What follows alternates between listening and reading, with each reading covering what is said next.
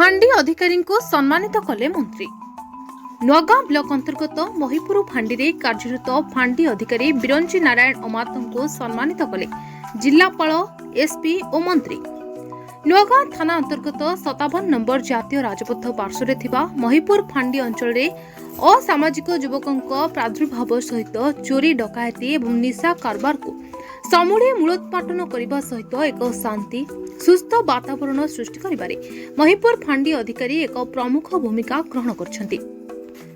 निर्भय लोक माने फांडी रे आसी अभियोग करने सहित चोरी डकायती और निशा बेपारी को साबाड़ करी जेल पठाइबारे पारंगम थिबा फांडी अधिकारी बिरंची नारायण अमातंकु अंचल रे दबंग ऑफिसर भावे आलोचना करुछन्ति। तेबे 76तम साधारणतंत्र दिवस रे शिल्प मंत्री संपत चंद्र स्वाई, नयगढ़ जिलापाल अक्षय सुनील अग्रवाल, एसपी एस सुश्री दक्ष ऑफिसर भावे साधारणतंत्र दिवस रे मानपुत्र सहित सम्मानित करिछन्ति। नुआगांरु निरंजन साहू को रिपोर्ट, मीडिया वॉइस।